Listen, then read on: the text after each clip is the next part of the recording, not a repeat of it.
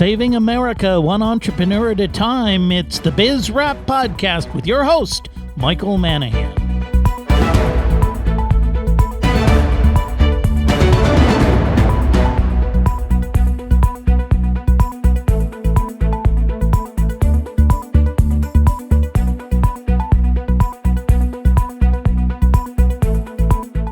The show that celebrates small business and entrepreneurs, it's Biz Rap Radio with your host, small businessman, educator, and author, Michael Manahan. And welcome to another edition of Biz Rap Radio. It's your host, Michael Manahan, and thank you so much for joining me today. I really appreciate you listening. If you've not listened to us before, Biz Rap Radio, we are the show all about entrepreneurs and small business. Yes, we're fighting for America here on Biz Rap Radio. Did you know that as we pull out of the recession, most new jobs are created by small businesses? Did you know most people in America work for small businesses? And yet when times get tough, what does the government do? It bails out the fat cats on Wall Street and General Motors and all these big corporations and gives away money left and right and center to all of their cronies. Meanwhile, leaving the small business people, the people who are paying most of the taxes and doing all the work, without much help at all. So we're here fighting for you as small business people. But now, let's get to the show, because we've got a great show lined up for you today. And I have a guest. I'm so excited to have this gentleman on with us. It's not often we get a true celebrity on the show here at Biz Rap Radio, but today we've got one. I've got Dave Shelton on the line. Let me tell you about him. Dave is an award-winning film and television writer. He's a cartoonist, an author, a director, a musician, a voice actor. His credits include Everybody Loves Raymond, National Lampoon, Nickelodeon, Disney, Tweety and Sylvester. He's currently co-hosting on the NBC radio hit morning show Controlled Chaos with Gary Garver. And he's working on a number of TV projects. And Dave, welcome so much to the show. Hi, it's great to be here. I'm so excited. I think you're the first celebrity, the person I could say is a celebrity who's actually been on the show. But you're more than just a celebrity. Wow, you're upping your ante now. but you know, what I want to talk to you about is entrepreneurship. And how entrepreneurship plays out with the people who work in the entertainment industry. Because unlike people who work for many other companies, you go to work for General Motors, you work for a company, you get a regular paycheck, and you work there however many years you work there, you get a nice pension, you get the medical benefits, and then at the... and then you get disgruntled and go off and shoot somebody. Well, hopefully not the boss. But in entertainment, you really are... I mean, if you're an entertainer, if you're providing any of the talent that goes into making an entertainment product, you're really an entrepreneur at heart, aren't you?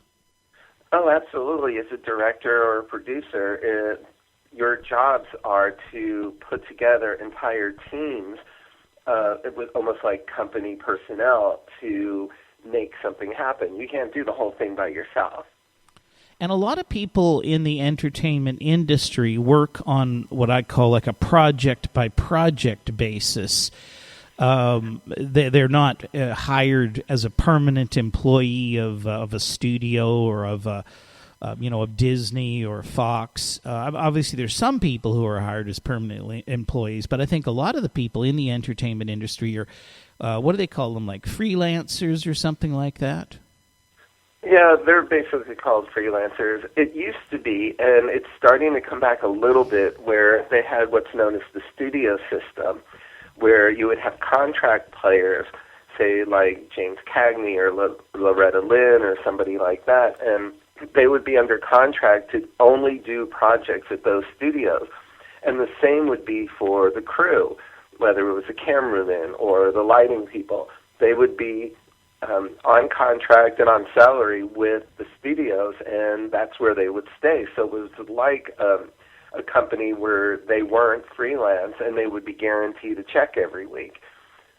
Nowadays, it's totally different because, yes, It's freelance. Sometimes you don't know where your next check's coming from, because if you work on a series, then the series goes off the air. You know, that studio that produced the series may or may not have another show going. So it's a little more tentative and tenuous with people these days, so they get kind of worried when something goes off the air. And it's kind of sad, because there's a lot of great talent that aren't getting utilized. So in many ways, these people have to be entrepreneurial in their approach. They've got to be thinking about, almost like a businessman thinks, where does my next customer come from? They have to be thinking... Right, it's like a game of chess. Yeah. Right? You always look one move ahead. And, yeah, there's a lot. I mean, everyone has a conception outside the entertainment industry that everyone in it is rich and well off. And I can tell you from past experiences myself, that is not the case, because I would say maybe 1% of everybody in SAG, everybody in all the guilds, are making enough money to really sustain themselves. A lot of people I know have had hundreds of credits, go on unemployment in between gigs. Wow, that's sad. But I guess if you're prepared for it, you understand the risks. So what is an entrepreneurial person in the entertainment industry? How do they kind of hedge their bets? What should they be doing? Well, one, they should be investing whatever money they do get well.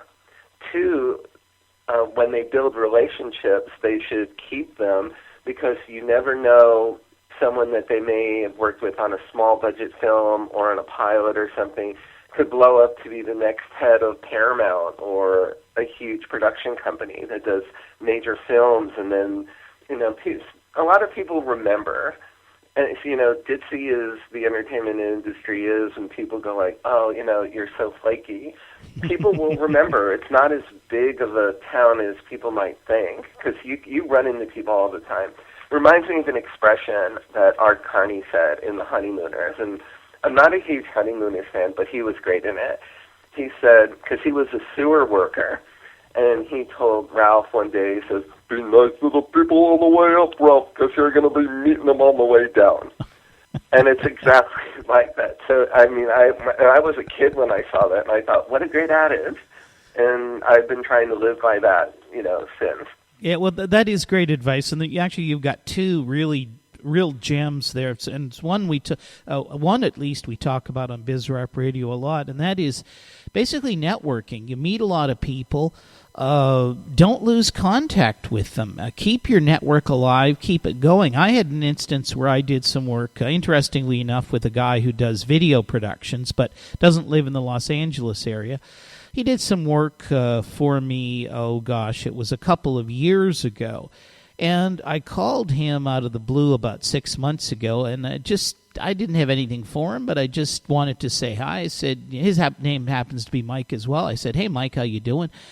He said, I'm okay. He said, what do you want? And I said, nothing. I said, I just hadn't talked to you in a long time. Just called to check up, see how you're doing. He almost started to cry. He said, Mike, I came down with a real debilitating disease, and since I've had that disease, he says, nobody that I've done business with, like in the last 5 years, has even called me. You're one of the first people, and you called just to say hello. He said, I'm so moved by that. And I almost started to cry. Oh, it gets that way in our industry as well. I mean, it's basically humanity that you're dealing with, so... You know, there just happens to be so many big egos. And, yeah, people will forget also, because there is a lot of ego greed in my industry. So, you know, but then, you know, you kind of have to weed them out and know how to deal with that. I always tell people, you know, just get over it and move on, because like any entrepreneur, you know, a lot of people think that you just let God handle it. And, you know, God gives you choices, so it's up to you to actually make it work. You can't sit in your mother's den drinking beer all day long, watching video games and playing video games and think that they're going to come to you. Yeah, you got to get out there. You got to socialize. You got to network. You got to rub a few elbows. You got to have a strong constitution. Yeah. You got to be able to take rejection, I guess, in your business. But then, you know, that comes. Any entrepreneur has that. And lots of roughage. Yeah, if you're trying to raise money. But look, we're coming up on a commercial break. Dave, you can stick with us for another segment. Yes, I can. Okay, fantastic. It's your host, Mike Manahan, Biz Rap Radio. I am on with entertainer Dave Shelton. We'll talk a little bit more about him and what he's doing right after these messages.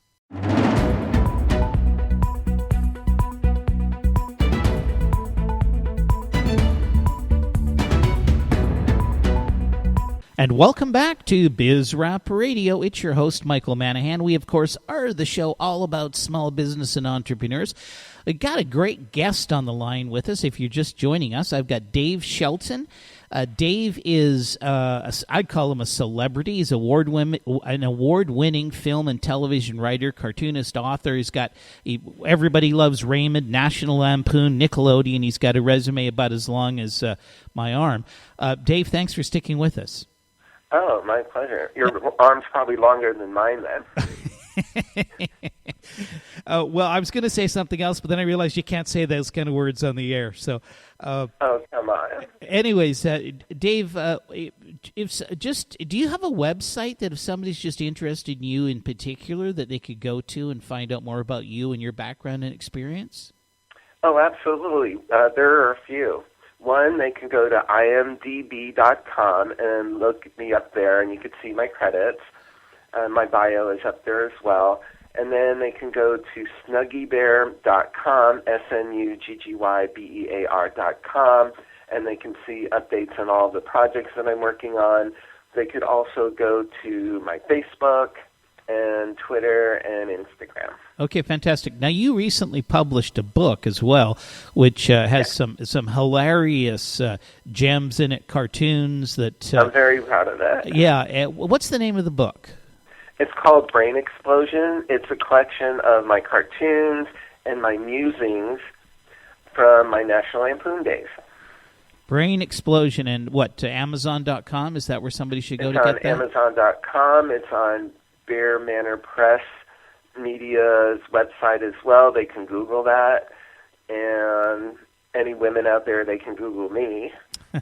Well, they don't have to do that on the internet. If they see me on the street, they can do that too. Okay, so Brain Explosion. Yeah, I've got a copy of the book, and I tell you, this is what I call great bathroom reading. You know, you sit it there on the back of the toilet, and you want something. Is that where you are now? Yeah, no, no, I haven't got to the stage of doing my show from the men's restroom. Fortunately, well, I'm trying to break through to the constipation crowd. You know, they just don't spend enough time there, and I really wish they would. Maybe if they read my book, it would release a lot of tension. Well, if you're listening out there, check out Dave. It's Dave Shelton, just as it sounds, and his book is Brain Explosion. You can check him out on the internet. I'm sure if you just Google his name, everything will come up that you need to know. Now, Dave, you've got actually a couple of projects yourself in development, so you're moving the entrepreneurial spirit, if you will, to the next stage. My brain never stops exploding, so there's always something going on. So tell us about your projects. You want me to tell you exactly what's going on? Yeah, absolutely. We'd love to know. Okay. Well, first off, I just became director of development for a new kids network called Kaleidoscope, and they're doing a soft launch in April of this year. So look out for that. They can go to kaleidoscopekidstv.com, I believe it is.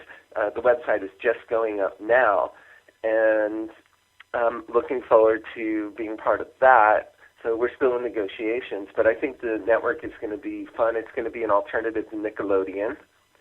And I've got a lot of friends with shows that are ready to put on, and of course we're going to put mine on. And with that, I have fully developed, ready to go into financing and production, 2 kid shows, one called Snuggie Bear and the T-Shirt Kids. And I've got a lot of really big people attached to that. I'm not going to go up and down the list on that, but needless to say, it's a lot of really big people. And then also one called Professor Creepy Scream Party, which is a throwback to kind of 60s HR Puffin stuff. Meet Elvira. It's going to be really funny. And our pilot that we shot we just won 2 major awards with, and we were just in the RIP Horror Film Festival with it. Wow, that's so I'm really excited about those 2 shows. That's great news. Now, are you actually looking for funding for any of these projects, or have you kind of got that kind of all wrapped up? No, I have. I'm still looking for the funding. I have a couple of people that are interested. I've also got, that's one of the entrepreneurial sides of my life is, going out and securing funding. And that's what people do in the entertainment industry for their own projects. They go out and they look for people to invest in them. One thing that I have a bunch of things over most projects is I have distribution. I've got TV networks set up with Kaleidoscope. Plus, I've got the merchandising deals set up where we can start putting out product around the world. Well, that's really exciting. So if you're listening and you're maybe interested in if you got some money sitting around, you're maybe interested in financing an entertainment project with a known commodity, i.e. Dave Shelton, definitely look up Dave and, communicate with him. I'm sure he would love to hear from you. Do you think that, Dave, that say trying to raise money for a project in the entertainment industry, is it different than raising money for any other business, or is the pretty much the rules kind of the same? I think the rules are kind of the same because a friend of mine who is an investment banker, he has been trying to raise money for a plot of real estate for probably the last 2 years for a huge something out in the Inland Empire. And he has come really close to cutting deals. He's met with different bankers, and he's with different investors. But, it's kind of like the same thing. People get scared, and if they're scared, even if the value is there and they see the worth of the land or the worth of the project, unless they invest, then it doesn't help. So he's been kind of going through that too. So it's not just the entertainment industry, it's real estate. I'm sure even small investors and small entrepreneurs, small business people have experienced the same thing. Maybe they try to get a bank loan. It's one of the other things that we're putting out there too is a line of kids' healthy candy alternative. And because I'm also in the toy business, I've developed toys and sold my first toy line when I was like 21.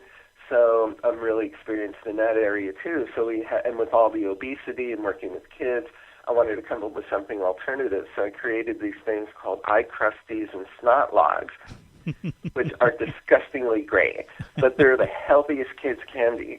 I want to be like an alternative to Wonka. Uh-huh.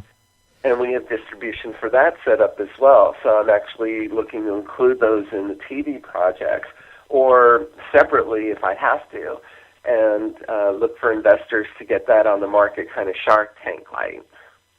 Well, those you've got such neat and interesting projects on the go, and that's one thing I like about it because I remember I had one guy call me one day, and he said he had this real great idea for a business plan to take used 45-gallon drums and recycle them. And I expect he could probably make a lot of money doing that, but there's just not a lot of pizzazz in recycling used 45-gallon drums. But your projects are really interesting and exciting, so that's what I love about them. I'm sure people can find uses for. Go to New Jersey.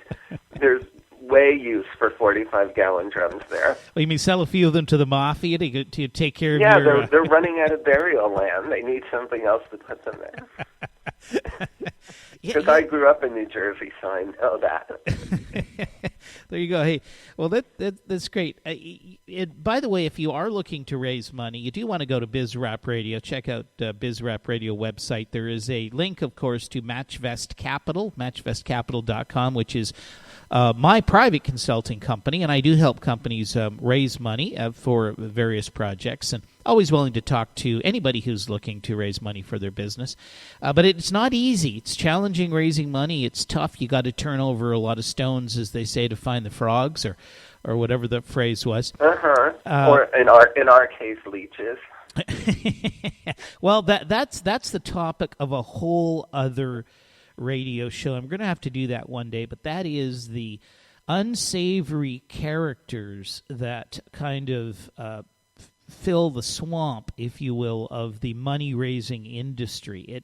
It really is despicable, the number of sharks and alligators and crocodiles that operate in that business and prey on people who are either naive or alternatively sometimes desperate.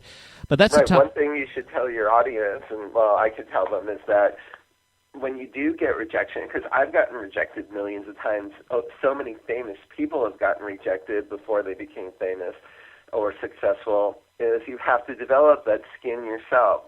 If you believe in it, don't let people, no matter how many people tell you and reject you, just keep going with it. Don't even listen to them. If you believe in something, wholeheartedly go for it. Absolutely, that's great advice. I'm on with Dave Shelton. Dave, entertainer, a Hollywood celebrity.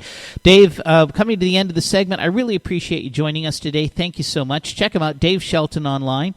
And we will be back right after these messages. It's Biz Rap Radio. I'm your host, Mike Manahan.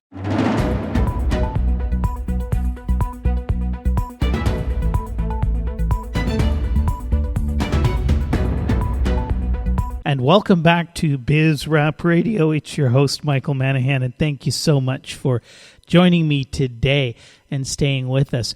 If you just joined us, if you just tuned in, the first part of our show, we were talking to Dave Shelton. Dave Shelton is a comedian. He's a writer.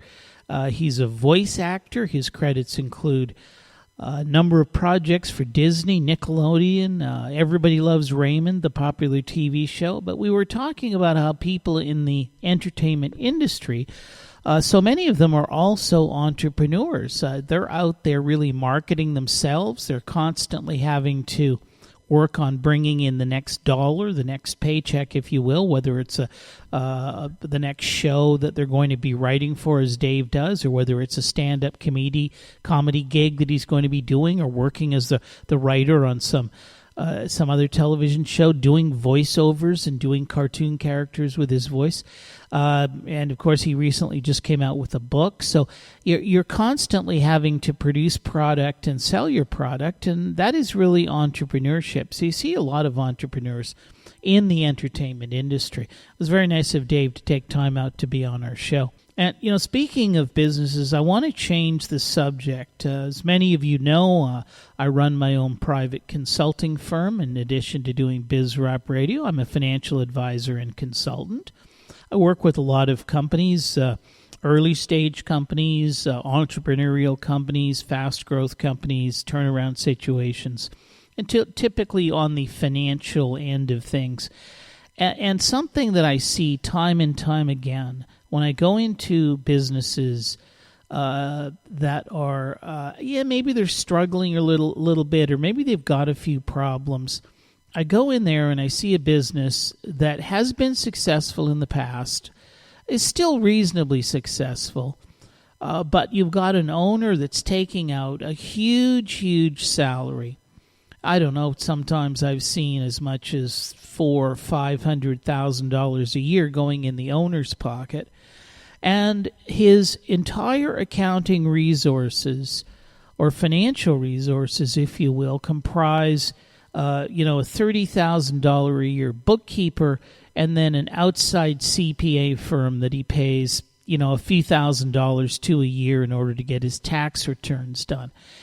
The reason I'm bringing it up today is because I've just taken on a new client, and that is exactly the situation. Company is successful. They've had some challenges recently, but I don't think the challenges are significant enough to put them out of business. But they don't have the information they need to run the business effectively, at least the financial information they need to run the business effectively. They don't have good cost control in the company. And the owner of the company, who could probably generate more revenue if he was out doing more selling and marketing, is spending a lot of time doing what I would call mundane functions that, quite frankly, could be done by somebody else. And what happens is, if you don't have the adequate financial resources in your company, then a lot of things that a more senior or more sophisticated financial person would be doing simply don't get done. Yeah, of course, you need to have your books done. You need somebody to run the payroll. You need somebody to, pay the accounts payable and the bills, and somebody collect your accounts receivable if you have any. And a lot of times small businesses think, well, that's the accounting function. As long as there's somebody who's paying the bills, doing the payroll and collecting from my customers, that's all I need. But friends, I can tell you that if you plan on growing your business, if you plan on maximizing profitability, if you plan on developing strategies and ideas to increase not only revenue but the bottom line, you really do need financial expertise in there to do that. And often when I talk to entrepreneurs about it, I'll say, well, okay, it's okay. You got Sally, the bookkeeper. She's making $30,000 a year. Why don't you bring in somebody at a higher level? And I often get this response. They'll say, well, I was looking, I called a couple of recruiting companies or a couple of headhunters, or I looked in the paper or I looked on the internet. And gee, the people that I really need, those people make maybe $125,000, $150,000 a year. I can't afford to bring on somebody who makes that much money in my business. I'm just not that profitable. And I understand that. And if you're not going to get $150,000 or $125,000 or $175,000 worth of value from that person, then it really doesn't make much sense to bring them on board. But what I suggest people do is consider taking on a more what I call a more senior, more sophisticated financial expert into your company, but do so on a part-time basis.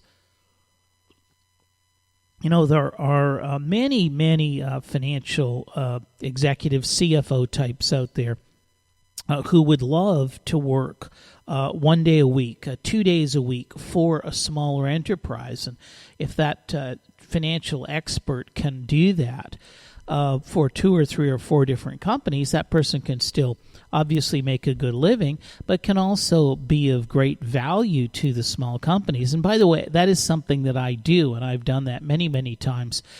Take on the role of what I'd call a permanent or a semi-permanent, but part-time chief financial officer or controller, where I might only be at the company 1 day a week.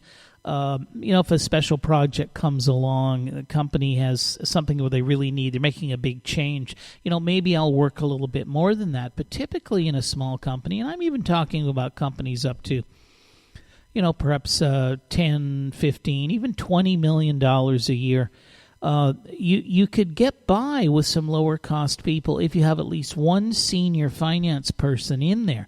And if you don't feel you're making the money to put out the $150,000 or the $200,000 a year, you don't think that fits into your business model, then definitely consider bringing in somebody who has those higher skill level on the financial side. Somebody with an MBA, maybe a CPA, although, as we've talked about previously on the show, don't be fooled by that CPA designation. I mean, there's a lot of people who have CPAs who are very good at writing tests, but not very good at running businesses. Don't forget, a lot of CPAs go into the audit function as well, where they spend a lot of their time auditing companies, which is really focused on historical reporting. It's really focused on, what did the company do, how well did it do, and were there errors in the company's books and records? Do the financial statements really represent how the company is doing? But that doesn't mean that same CPA can be effective in what I would term managerial and strategic accounting, which is taking the numbers and taking the whole company and figuring out what the company is going to do next year and how you get to where you need to go, and making sure the organization is properly structured from a financial perspective to accomplish that. But that's what you need as a small business person. You need that expertise. Most small business people don't have it. And so many times I've heard people say, well, I just simply can't afford it. But don't think about getting somebody full-time. Think about getting maybe somebody who's working part-time for 2 or 3 other companies. That's one option. Another option would be going to somebody who's a retired executive, retired chief financial officer, who maybe only wants to work 1 or 2 days a week. So that is another option. But definitely get yourself some financial resources in the company. You simply cannot survive and grow your business with nothing more than a $30,000 bookkeeper in there. They don't have the knowledge, the expertise, and the skill that you need. It's Mike Manahan, BizRap Radio, and we will be back right after these messages.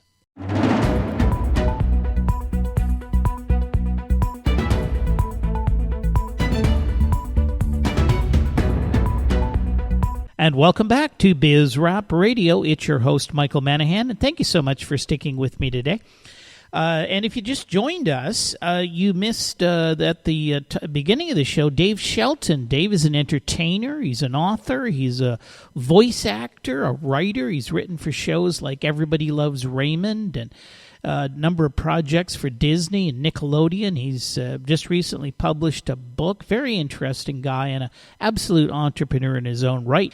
And it's really nice to see. I was just reading in the LA Times, I think it was, that the CEO of Apple has now decided to give away pretty much all of his money. And so many really rich people do that. I was reading a book just recently about some of the heirs to the Standard Oil fortune that was created by Rockefeller and Flagler back in the well over 100 years ago. And how much money those people actually ended up giving away.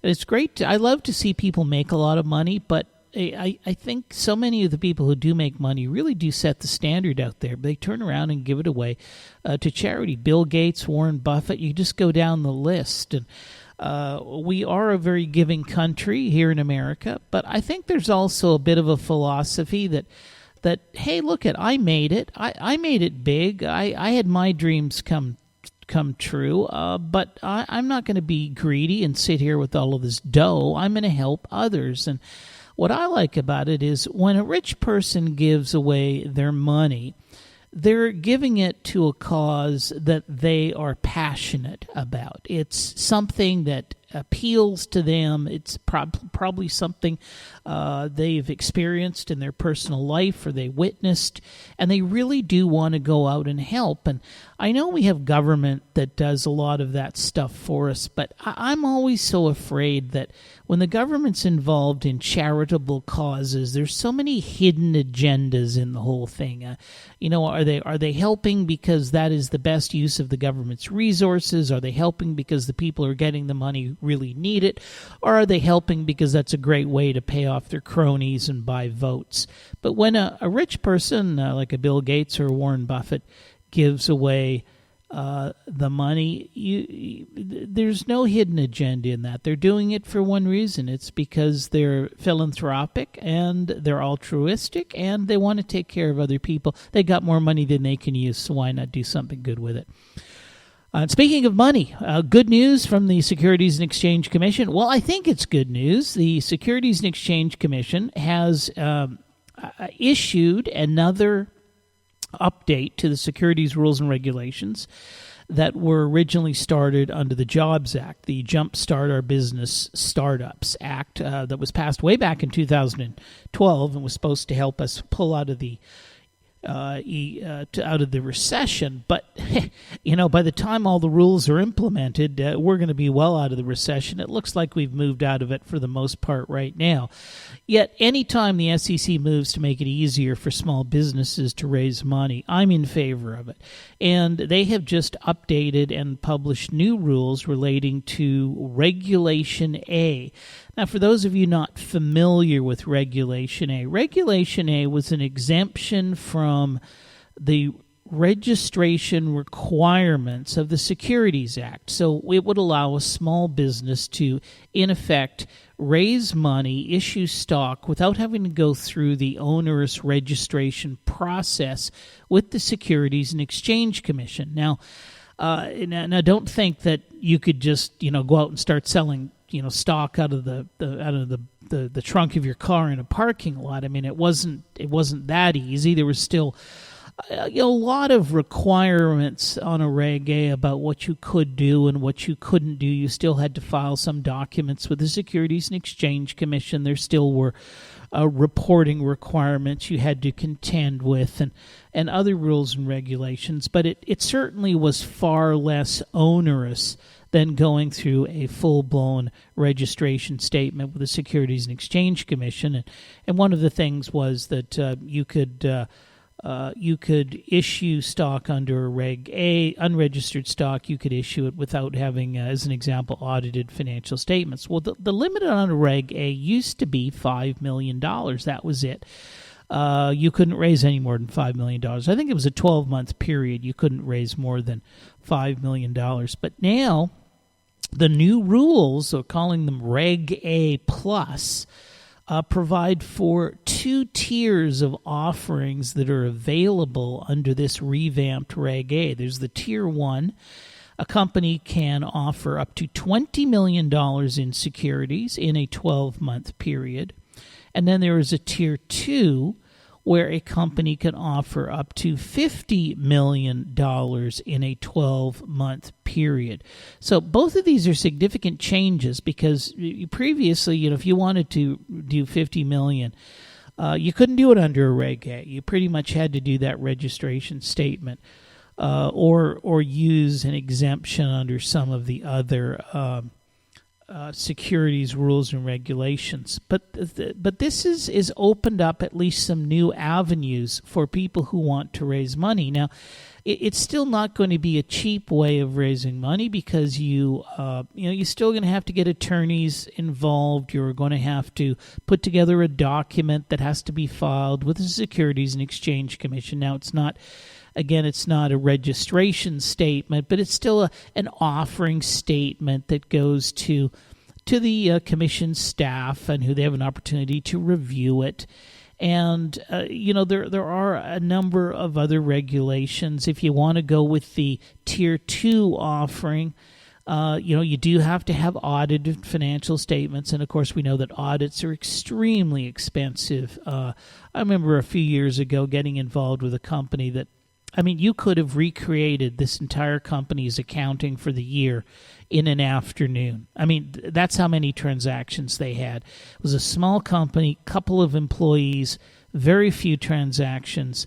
The auditing firm at the time, I'm not going to say which one it was, they wanted $35,000 to do the audit on this company. And I swear, as an accountant, I could have taken their customer invoices, I could have taken their bank statements, I could have taken their payroll registers, and pretty much recreated the books for that company.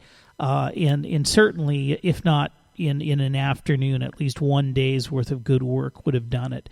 And this auditing firm wanted $35,000. So you're still going to have audited financial statements. If you want the Tier 2 offering, you're going to have to issue annual, semi-annual, and current event reports. There are rules as to how many, there's rules about the non-accredited investors you get involved. They can invest no more than 10% of their annual income or their net worth. So while it's good news that that appears to be what I'd say the SEC is lightening up and allowing companies to raise capital under some alternate strategies, still at the end of the day, it's not easy. There's a lot of complex rules and regulations you have to comply with. And, of course, you have the heavy hand of the Securities and Exchange Commission that will come down on you if you do something wrong.